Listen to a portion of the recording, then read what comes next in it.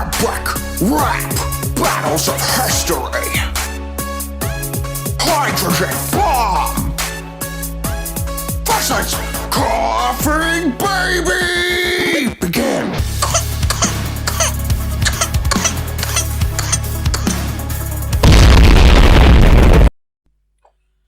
Now, you might think that this is obvious, but what if I told you that there was a way for the coughing baby to win?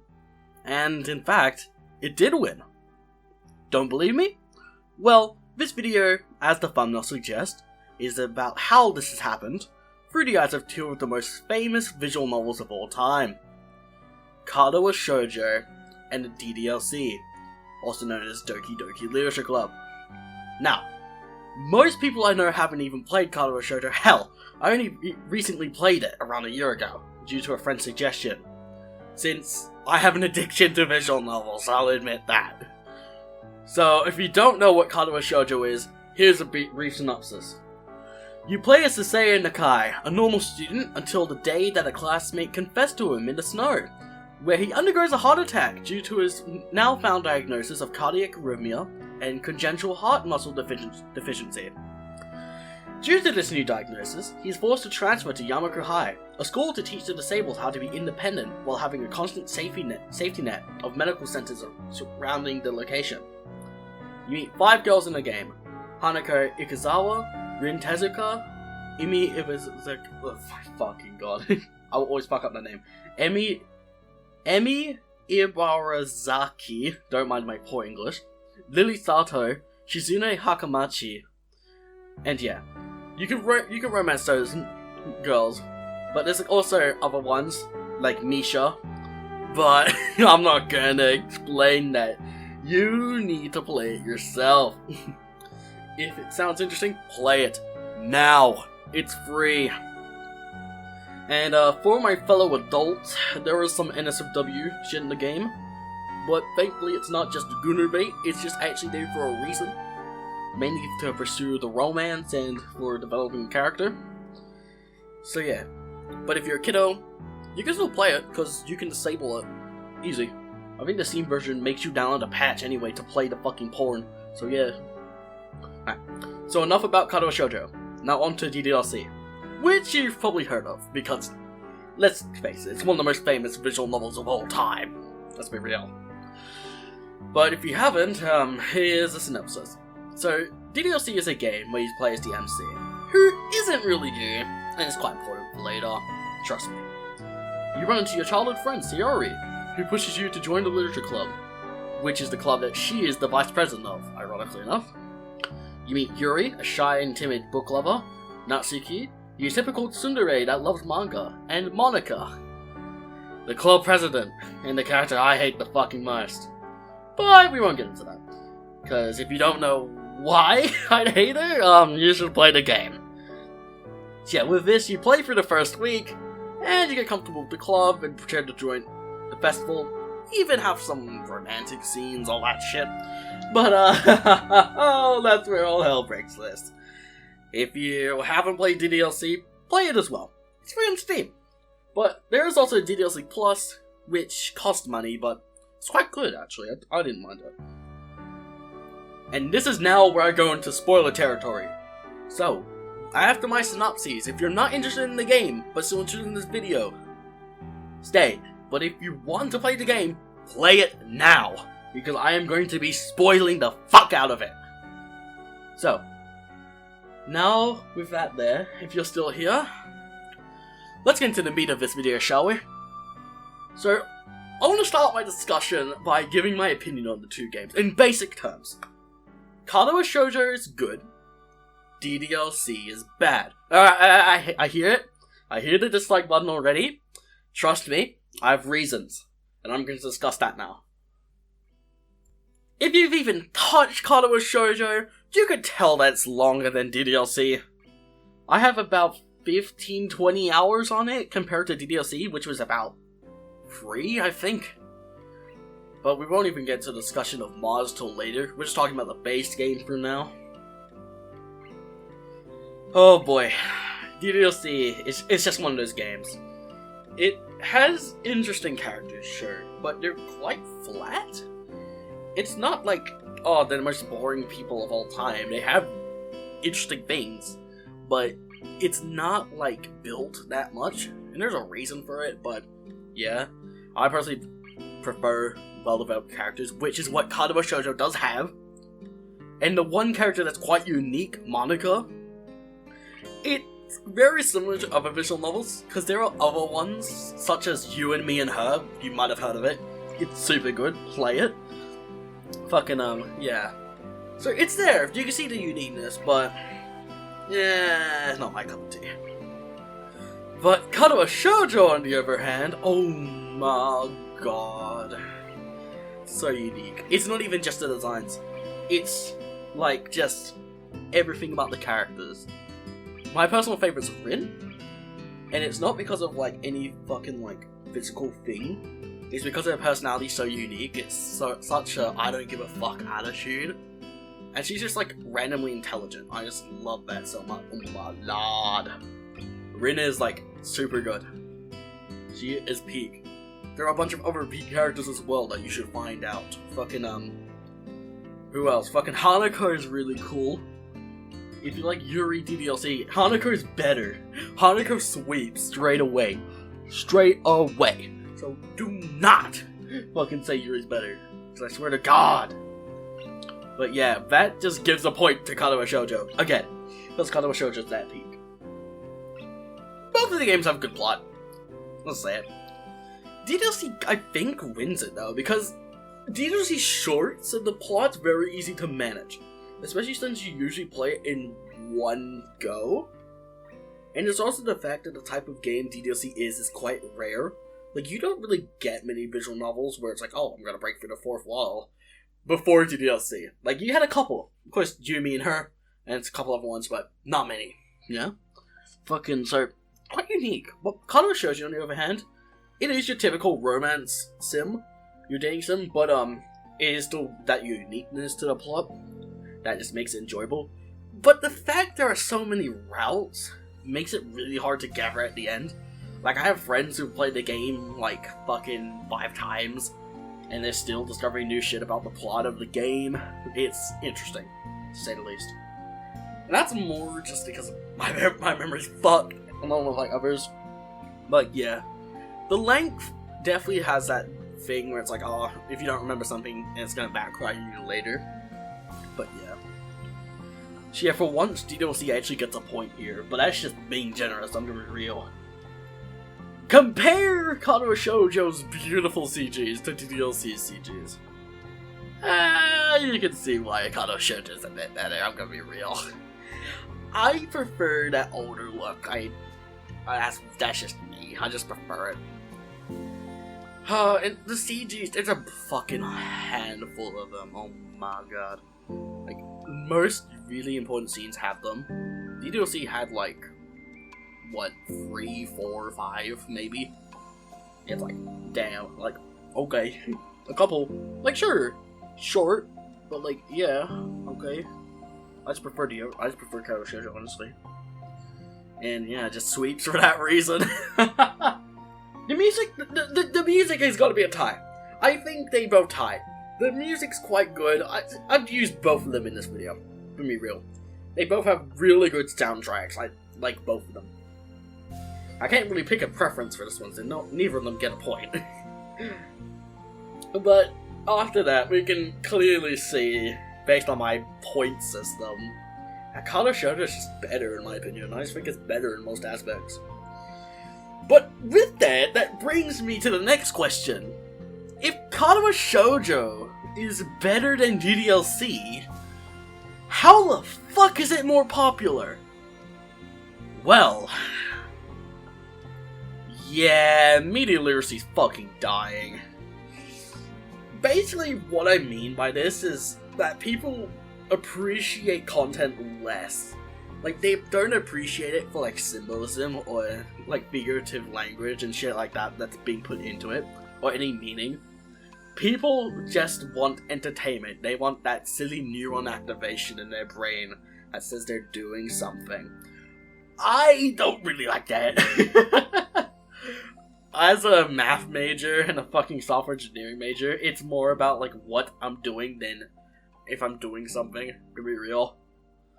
But most people, they really just want comedy and NSFW, I'm gonna be real. Oh, God. But you may be asking, Katawa Shoujo has these things, don't they?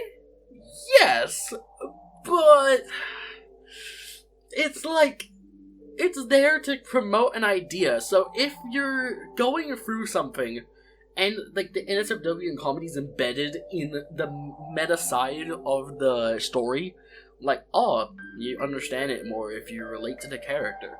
Compare that to like DDLC, where it's like comedy, where you don't have to understand shit about the characters, you just see it. It's like, haha, funny. It's like, that's what I mean, really. And DDLC, though, you might be wondering, it's like, DDLC doesn't have NSFW. Yeah, but lots and lots of exposure made it. Fun little fact, there's actually a DDLC Plus artist that actually drew porn of Dodokis before doing official art for DDLC Plus. You can see why that's an interesting point. So, yeah. So, we know it's popular, but what is keeping it popular? Like, think about it. This game's 8 years old, right? And it's still popular, right? What's keeping it alive? Well, that would be the Doki Tubers and the mods. Now, you may be asking me, Persona, what the fuck is a Doki Tuber? Well, a Doki Tuber, by definition, is a YouTuber who focuses or sub-focuses on DDLC content. I've actually worked with one. Silent FS. Oh my lord. Please watch his content. Now! I will put his shit in the description. You need to watch it.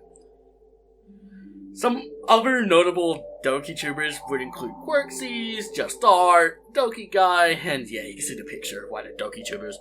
They're popular based on DDLC content. Duh. And then you of course have locals in the DDLC community, like Kobe James, Dirt Thief, all that shit. Even Michael Moon, if you want to count him as a fucking DLC locale. Who knows? Yeah, and people such as Savage Central covered those topics, which is still Doki content apparently. It's mainly because fucking it relates to DDLC in some way, so they're Doki Tubers. Yeah. So these Doki Tubers, along with the constant outpour of mods, where some are really good, like Salvation, fucking Blue Skies, all that shit. Oh my lord. Very good. The stories are great. I love it. But then we have some bad ones. Fucking Vigilante, oh boy. Some notable fucking names. Yeah, that's more just like it's different to the DDLC like main game. It's more just the community. Some of the community shit's terrible. Yeah, fucking these Doki Tubers and the mods, they just keep it alive, you know? There's lots of fan content, and it just keeps it alive. Like, I know I go on Twitter like all the time. Every day I wake up to a new piece of DDLC art. It's like, damn. There's like, fuck, dude. Like, how is this here? And then compare that to like Katawa Shoujo. There's like 1 or 2 artists that do no, not DDLC, sorry. Katawa Shoujo. And it's like, they upload like once every month or something. It's like, damn. It just gets nothing. There's no mods. There's no new game or anything. There's no shoujo tubers. And I'm trademarking that, by the way. So, okay, let's recap. DDLC, which is a game that was made in 2017, 8 years later, is still alive. You can feel the pulse. You can feel it fucking pressing. Katawa Shoujo, on the other hand, 5 years earlier, which was made in 2012, so 13 years ago now. Let's check on. Oh, it's dead. Yeah, that's fucking dead. Not that you can see the flies on that thing, bro. It's dead. So, okay. Based on my analogy from before, that Katawa Shoujo's the hydrogen bomb and DDLC's the coughing baby, how the fuck did it win? Well, here's my analogy on it. we have Coughing Baby versus Hydrogen Bomb. Coughing Baby has the love and support of the world. So all the big names will disarm the Hydrogen Bomb. Coughing Baby wins. Does that make sense? It's like popularity more than quality. So you can have this really powerful and like high quality being, but the second there's popularity, even from like something so absurdly stupid or like lewd or anything like that, the popular thing's gonna win. Cause that's how the world works for some reason. So that's how the Coughing Baby wins. It's fucking crazy to win. It's fucking crazy to think about. It's like, yeah, it makes sense. Cause if you see the DDLC community, there's this thing I call the DDLC hive mind, which is pretty much just gooners. They see anything with DDLC and flood the thumbnails. I've actually seen this trend before. So for Cyanide FS's thumbnails, the ones that have DDLC in it get more views than the ones that don't. And that's a statistic I pulled up. It's like crazy. They usually get like double the views. It's like, fuck, okay. So it's obvious that they just see Dokies and they're like, fucking new on activation. Go watch it. Go do something with it. But it's like, that's just what the DDLC hive mind is, I guess. It's just people obsessing over DDLC. So if they see something with DDLC, they're gonna go, oh my god, it's DDLC. Gooning time. Time to watch the content. Yeah. It's weird, isn't it? But that's the world, I guess. It's a weird fucking thing. And the weird thing is, most of these people are fucking young. And they are definitely not competent with media literacy. Yeah. So, what should you take from this video? Well, you can win against anything with enough support. And this is why you should actually play Katawa Shoujo, because there are some really notable things in games that aren't noted. Like, Katawa Shoujo is such a good game that's barely recognized that it's fucking disgusting. There's so many games like that. Mainly, like, this is why indie is coming around, because people are realizing that less popular shit, shit that isn't made by popular people or made by big names, are actually good, because they're realizing that quality exists elsewhere. So, it makes sense to choose those if you want a higher quality experience. But the reason that the more popular things still win half the time is because people don't care about quality, which is from the depth of media literacy. So you can see where the cycle comes from. It's like a split in the world. There are people that do not care about media literacy. They just want, like, their little ha-ha-ha moments, or they just want, or they're literate in media and they want a really good experience. I'm personally on the other half. Like, I really love media. I love analyzing movies, novels, anything really. I just love analyzing them. But, and then I just see the other side, I'm like, hey, how do you function? This isn't a diss to anyone, by the way. This is just me saying what I think is right to say. Because I personally think that media literacy should be a very important thing to learn. That you should understand why things are made, how things are made, like what themes are in a story, or like conflict, things like that. Which is actually something I do. I teach students a lot about those things. Because I'm a tutor, actually. I teach maths and English for all ages, pretty much, besides university, because I'm a university student. So yeah, and it's really good teaching people about media literacy. I think it's an important thing. I think it's really important because it's actually quite good for your brain. It's quite good for you. Mentally, it's great. But yeah, that's just how the world is, I guess. It's just people are gonna be less observant to media, and some people will be more observant to media. That's what happens, I guess. But yeah, with that, I hope you guys enjoyed the bi-yearly upload. And I hope to see you all around. Maybe on Twitch for some study streams or something, or maybe more videos on YouTube. Really depends. I start my second semester soon, and so I think I'll stream a little bit once in a while, but Not guaranteeing anything. Yeah. Nah. Hope you guys enjoyed the video. Go subscribe to Silent FS and other people. Fucking enjoy media. Enjoy media for what it really is. Don't enjoy it because you think you want to beat off your dick. No, you enjoy it for the things it conveys. And that's all I have to say. God bless. See y'all later.